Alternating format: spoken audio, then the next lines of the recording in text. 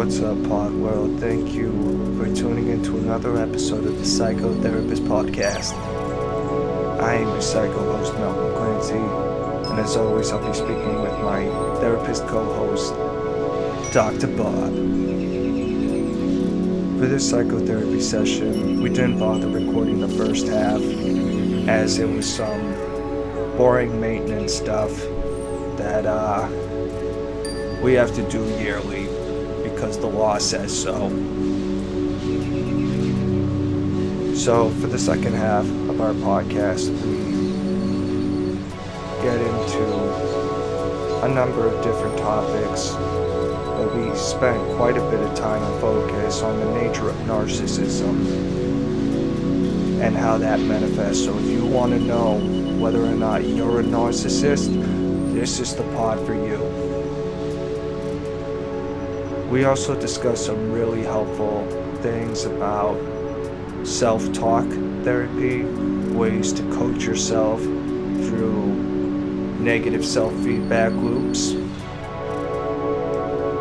And we discuss our illustrious, sharp-witted, sharp as a tack, sharp as two tacks.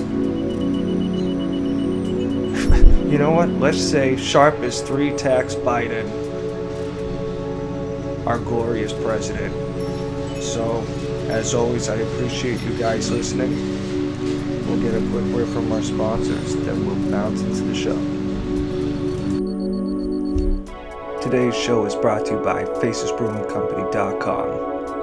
You have not faced true, fine, craft beer until you have checked out FacesBrewingCompany.com, Malden, Massachusetts. They have not only a wicked awesome menu of fine craft beers mixed by wizards and Gandalfs and all kinds of just magic you will not find anywhere else. They have, to go with it, an awesome menu of all kinds of wicked awesome entrees. Coffee crusted salmon, steak frites, bean and goat cheese ravioli, chicken tortone. Check them out, FacesBrewingCompany.com, Malden, Massachusetts.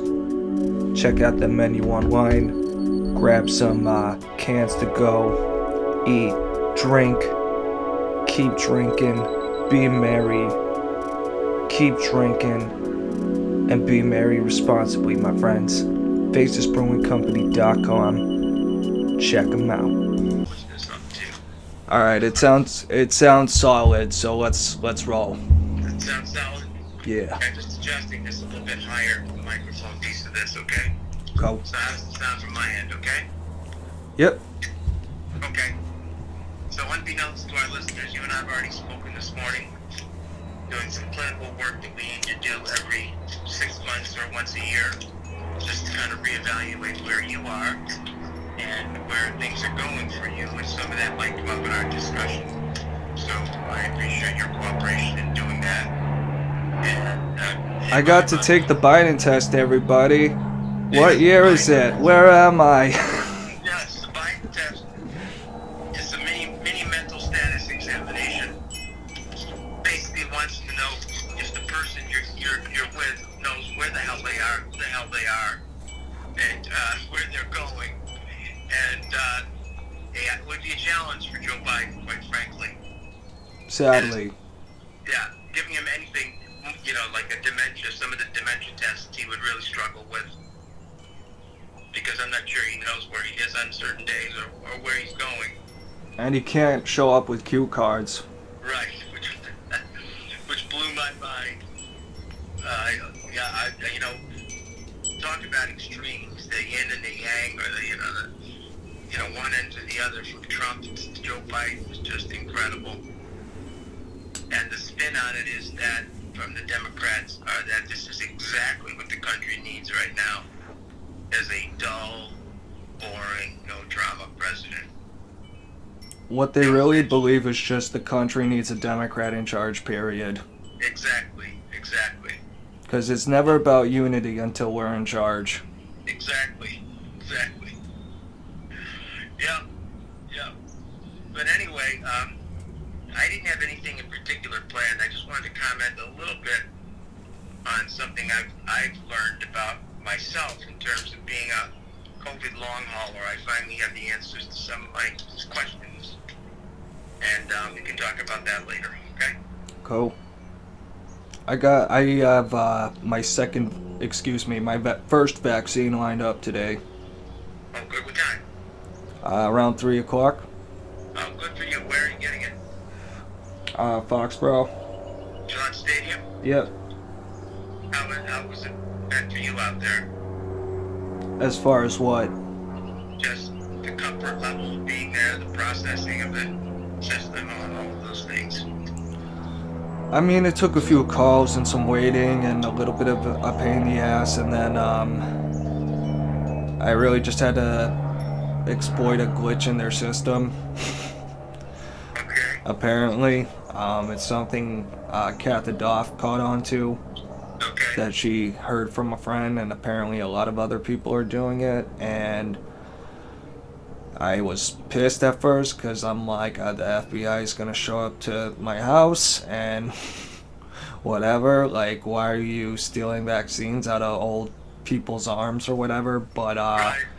you know what, it's their fucking fault if they can't run a goddamn website with the most basic functionality, so. Exactly. They failed miserably. I'm not guilty. You're the one who's guilty. Yes. You probably can't share this glitch, right? But prefer not to. I don't even understand it, so. Okay. The glitch you asked, right? Yes. Yeah, I would have to revisit. I'll leak it next week. Okay. So it basically was taking advantage of a hole in the system somewhere, right? Yeah, I mean, the thing is, I do like qualify under, the questionnaire they gave, because I had to, answer it a couple times, and so I'm good. I don't think I really deserve it, but You definitely qualify. yeah. You get a medical condition that qualifies you right off the bat.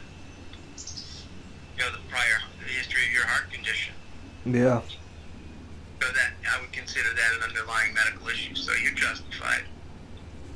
You didn't take anyone's place, Malcolm. You deserve to be there. I mean, either way, I just really expect to grow a second asshole in the next 10 years, and it's going to be a trip, but I will make that sacrifice so we can all go back to normal. As a side effect of the vaccination? Yeah. Alex Jones says it causes cancer, and I believe him 100% unthinkingly. And did you happen to catch that episode I sent you with him on Flagrant 2? Because that got actually pulled down. No, I didn't. I didn't catch that one. I've got a couple backed up that, you sent me and others. I just haven't had a chance to listen to them. It's a real shame because it was just beyond hilarious. Like, within a minute, they're like, we are not fact-checking you on shit. Okay. And, he's fucking putting on a fucking mask and waving a golden AK around, and it's great. But it got pulled, so, oh well. So this was a visual that he put up a video on YouTube or something? It was just a, 2.5 hour interview podcast on Flagrant 2, which is a couple comedians, and one of them is on the Brilliant Idiots podcast with Charlemagne. Okay. And, they just brought him on, and they just shot the shit because I saw a video the other day actually explaining it, because they're not that pissed about it because they say some wild shit on that show all the time and they've never been censored. And apparently Alex Jones just has some personal beef with YouTube, so it's almost like immaterial what he says unless you fact check him on literally everything, which is why the third time he was on Rogan, literally every half a second, Rogan was like, you know, Jamie, pull that up. Jamie, I don't believe Jamie. Yeah, okay. Fact checking? Yeah. Okay. Greg Gutfeld, I think, is a very unheralded satirical comedian who has not been widely recognized beyond his work on Fox. And the Greg Gutfeld show on Saturday nights was never a barn burner, but they're giving him a nightly show starting this week with apparently more latitude to get away with some of the stuff he'd like to say and do. Is that on Fox? All the stuff I've read that he's done, I think some of it's brilliant. I've read a couple of his books. I think he's just on the money. Is that new gig with Fox? Yeah, it is. Huh. Starting in, I think in April. So next week, I know starting next week or the following week. Yeah, man. I used to listen to, I haven't listened to in a while, but Greg Gutfeld had like a quick 20-minute podcast he put out on the regular that I tune into a lot, and, you know, I liked him. The thing is, sometimes he doesn't always get into like super intense conversations, which is like kind of like what I crave, but, you know, sometimes he does, but a lot of times he's just kind of more of a cool dude. But I remember one time John Oliver went after him, and it was like, it's just going back to the fucking war, just doing it in the dumbest way possible, where he was putting words in his mouth, then playing the clip where he doesn't say those words, but inserting the narrative over it. It was ridiculous. Yeah, I think that Oliver's writers do a lot of that. You know, I've noticed that. But I think that Gutfeld is very focused, or has been, on the kind of guests he brings on and the guests. So if he has an entertaining guest, then the podcast is going to be good. Yeah. And usually there's some unique people, and sometimes some obscure people who no one's heard about. But I think that that's kind of where he's put his efforts. Yeah, man. But moving on, did you have any agenda items that you wanted to discuss?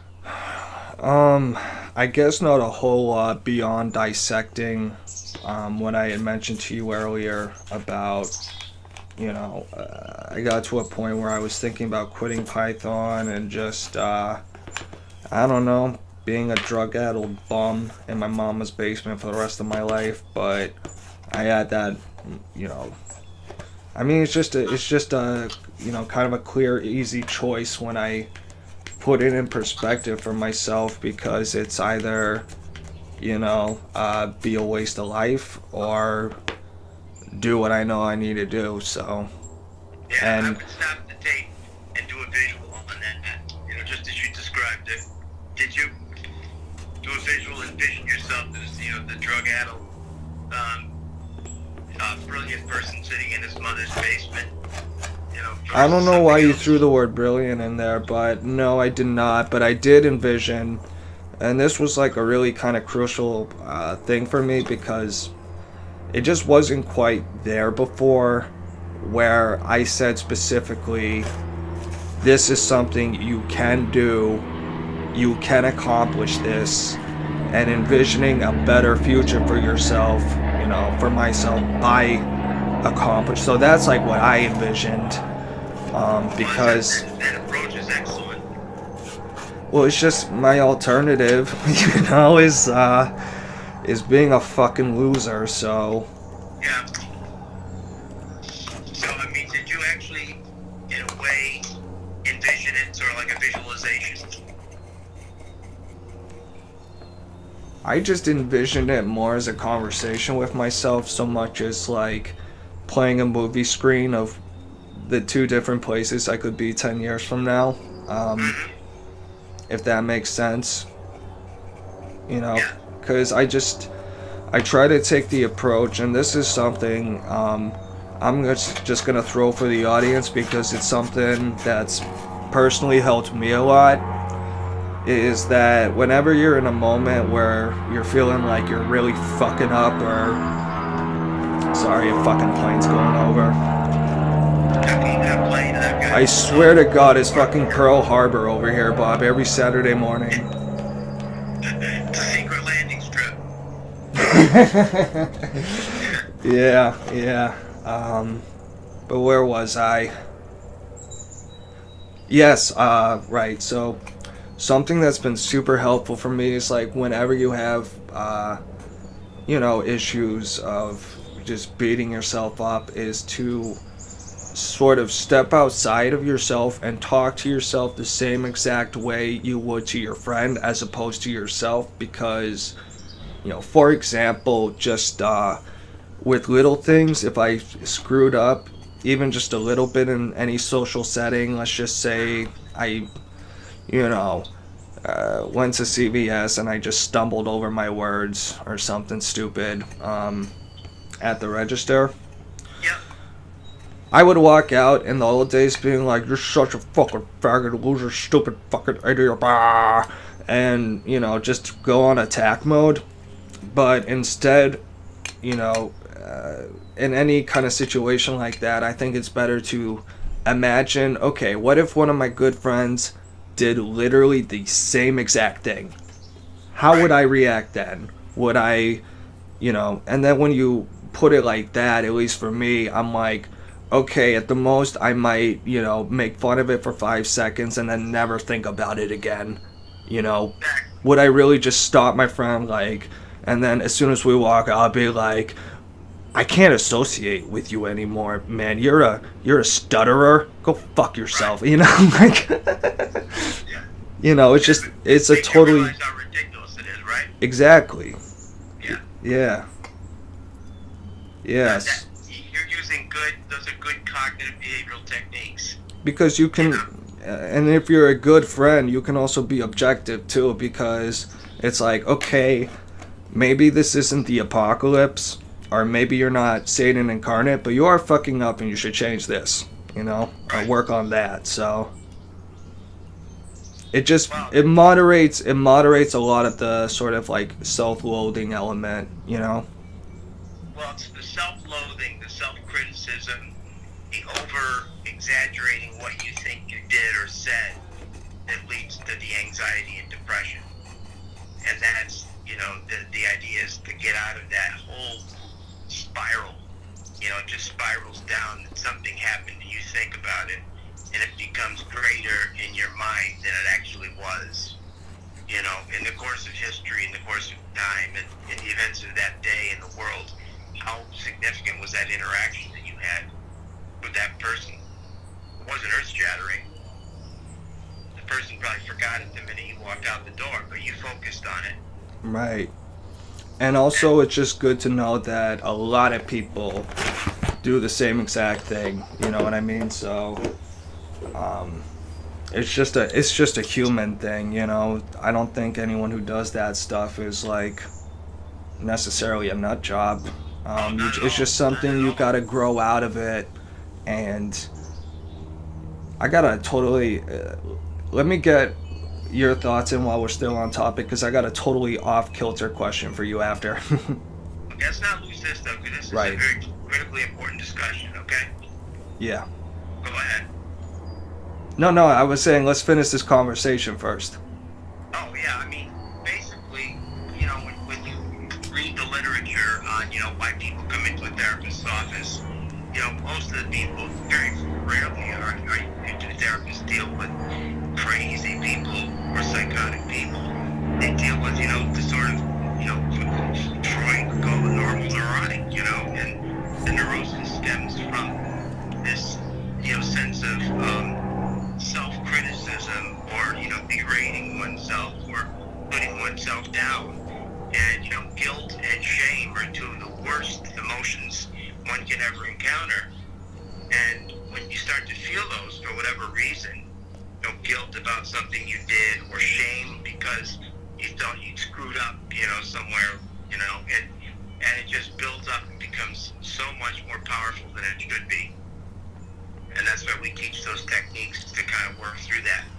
But when you say, that the people, yes, most people, the majority of people go that way. The brain goes negative. So, that's one of the main, central tenets of cognitive behavioral therapy is to deal exactly with what you're describing.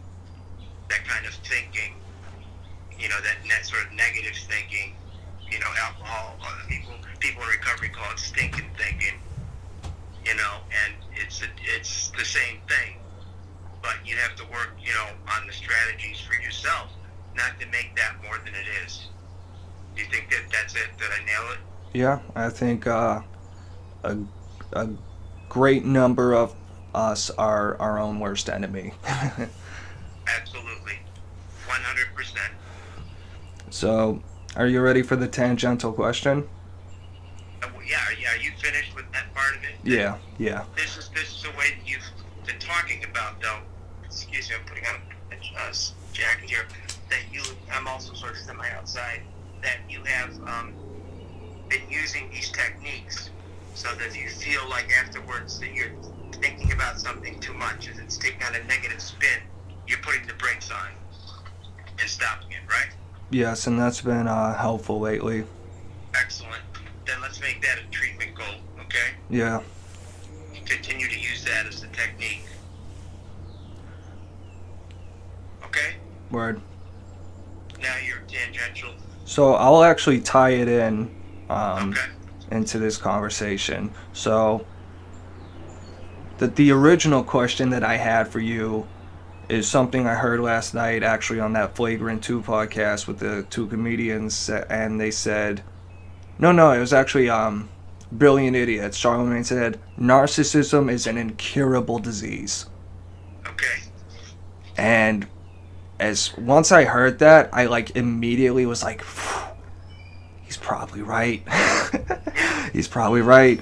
But I did think about it a little more, and I do think there is something that goes to self-criticism that definitely ties into narcissism, because on some level, if you're overblowing every little thing, you're thinking it's all about you, you know what I mean? Like, you're all getting in yourself in your own head, and at some point, I don't want to dismiss people who have real depression and real issues and whatever, but on some level, the more you just focus on your own misery, even if it's all negative, you're still focusing really only on yourself, and that's kind of ignoring the obligation you have, to yourself and the rest of society. So I think for myself, I know when I was younger, I was way more narcissistic than I was before.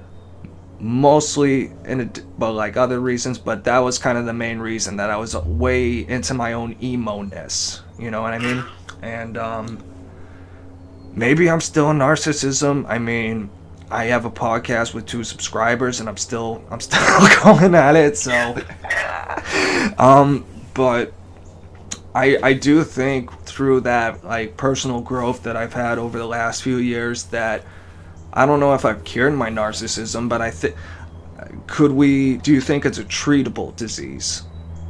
Narcissism? Yeah. Well, I'm not sure that, I see it as you're describing it.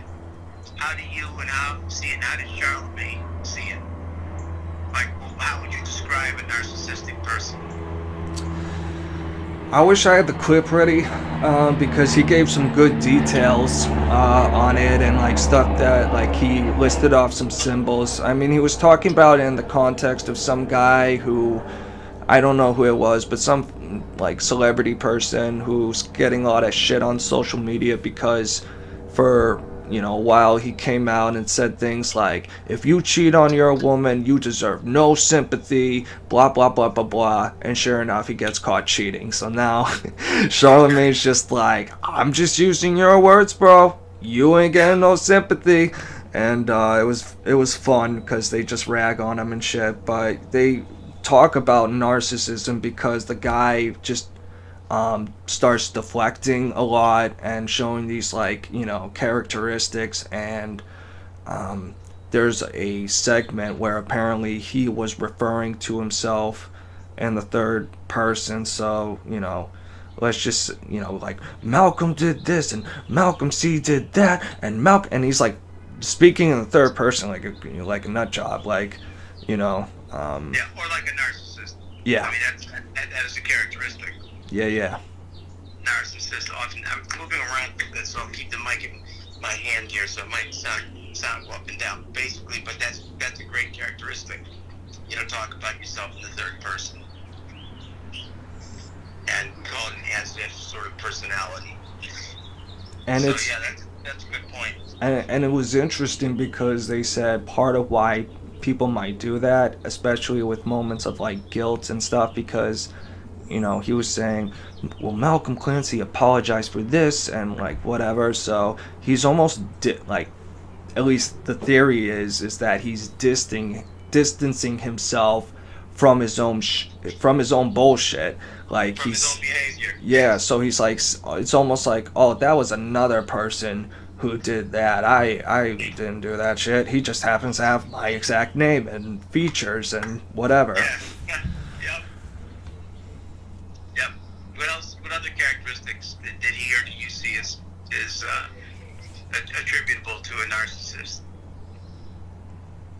I would say extreme denial of any personal flaws, and Buchenwald comes to mind.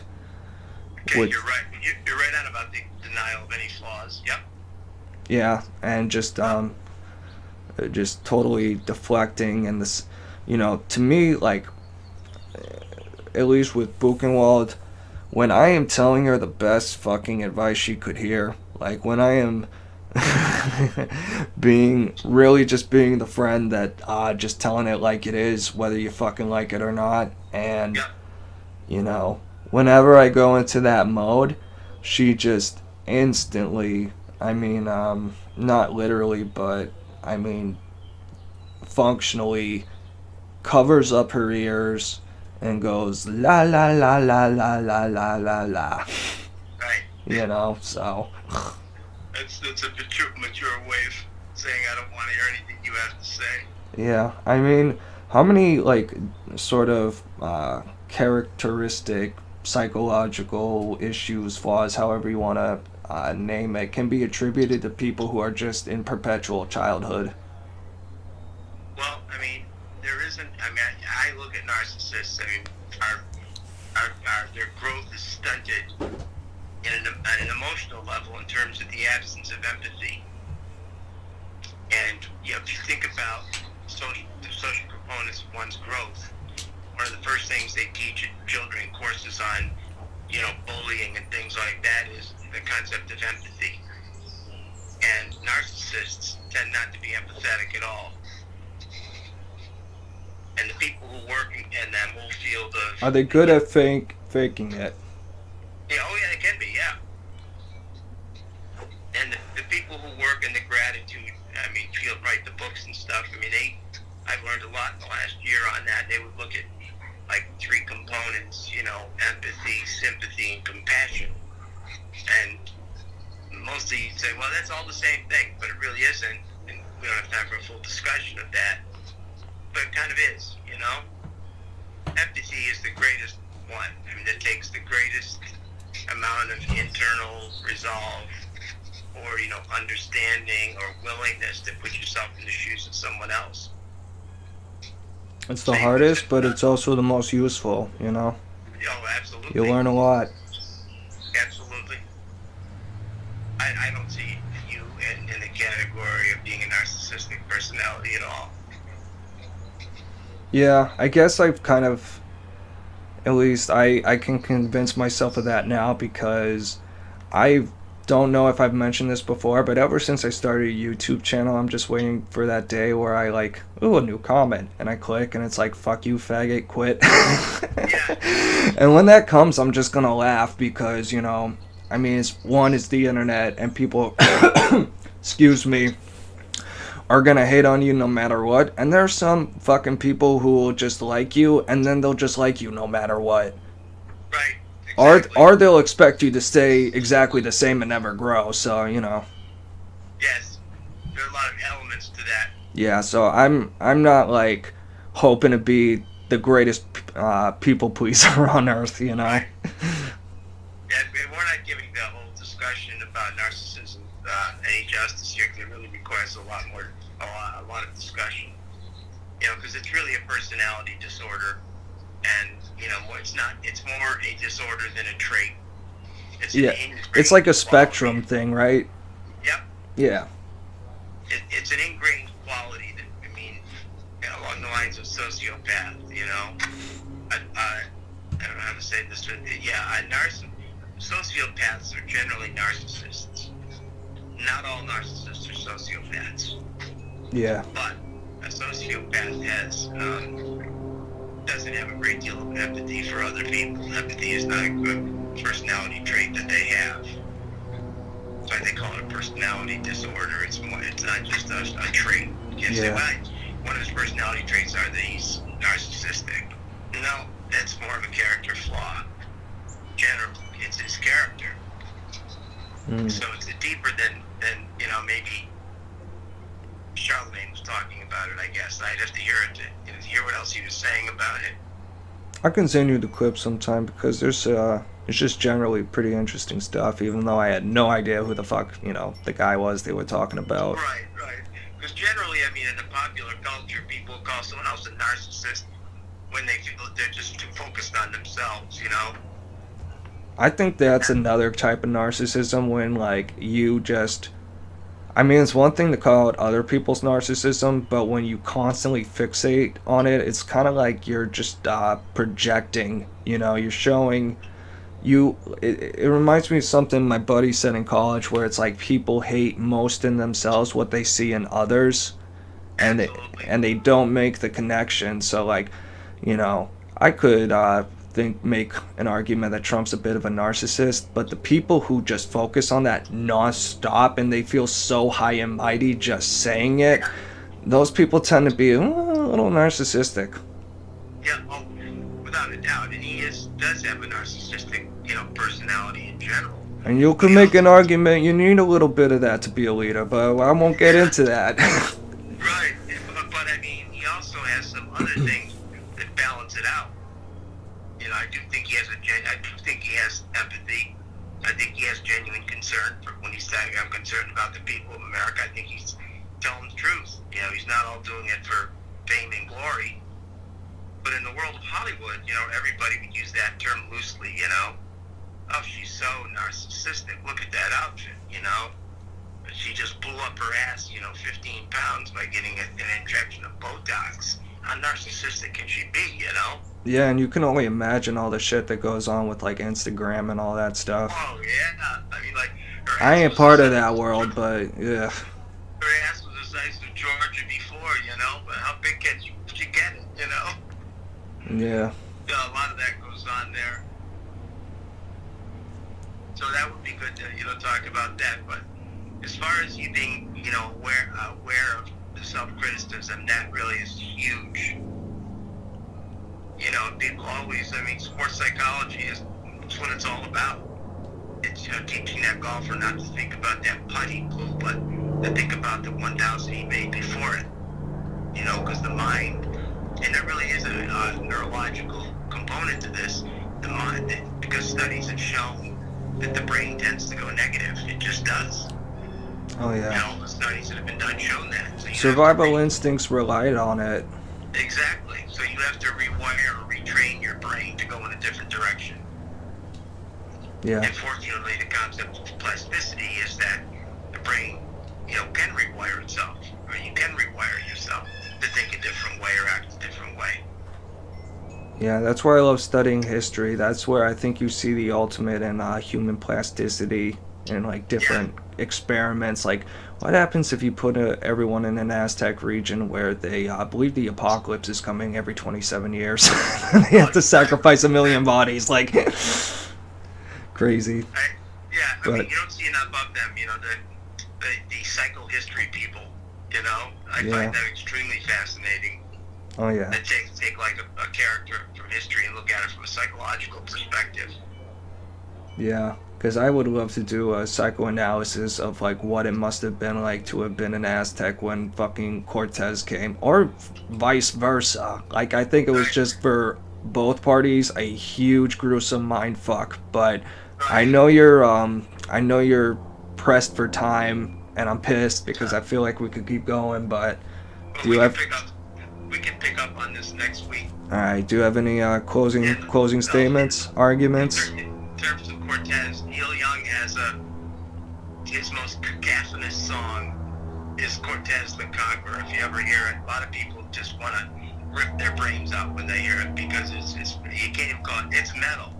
You know, I don't think you'd call it heavy metal, but for Neil Young, it's just this, you know, cacophony of noise. Cortez doesn't always play it, but when he does, he gets a reaction.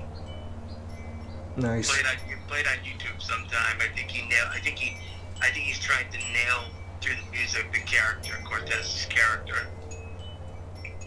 And what will you say that character is? A monster. Yeah. A conqueror, someone who doesn't really get, just really, you know, mission is to conquer the world and be the most powerful. Yeah, he, just quick fun facts, did all kinds of tricks to pull, you know, his fellow Spaniards who were basically just kind of mercenary guys who didn't really give a fuck. He had to, like, sabotage their boats and be like, oh, the boats are gone, I guess we have to I guess we can't escape. Great. He did all... And he got caught, too, and had to talk his way out of that one, but, it's great. Maybe we should do in the podcast, we could do one of your fun facts, historical fun facts. Could be something like that, you know? Yeah, just throw in a little, like, 30-second segment at the end, yeah. Yeah, and I could do a mental health tip for the week or something like that. Word. How does that sound? Sounds good. Alright. Alright. Let's work on it. Alright, I was going to just tell you a little bit about, having been diagnosed as a long hauler. There's a psychiatrist from Mass General, well-known, excellent, Emily Deans, who also is a long hauler and describes for the first time, explains the brain fog and the fatigue, which most people focus on the other symptoms of COVID, but few people realize what it does to the brain in terms of some of the changes that it makes. That mimics sometimes early decline, or and it's not necessarily, but it does affect the brain. And I've noticed that in some ways, where I thought I was having petty mal seizures a few weeks back. I know now that that's not it. It's the COVID. It's a feeling of where you feel sort of, a little confused or a little dazed or in unreality, like you feel like you're not in reality. It's almost like tripping. And she described some of that, it was in this issue of Psychology Today, so we can talk more about that, okay? Alright, groovy, because homie. that's the one area that no one has attempted to really. The study I'm in is looking at some of this, but no one has come out with a definitive article, and this is the closest I've seen so far. I find that fascinating too, because this is literally the first time I'm hearing anyone give any serious talk about how it attacks the brain. But yeah. we'll have to punt it for now. Yeah, we'll punt it, and hopefully some research will continue, and we can talk about it moving forward. Okay. All right, cool, man. Do you got the singing bowl? I'm sorry? Do you got that singing bowl? I always have the singing bowl. I actually brought from my office to my single bowl, my single strip of, what do we call that? A chime, I guess it is. Yeah, or a bell or something like that. So I will have that too. It's in my car. But for now, I will say goodbye with the singing bowl, okay? All right.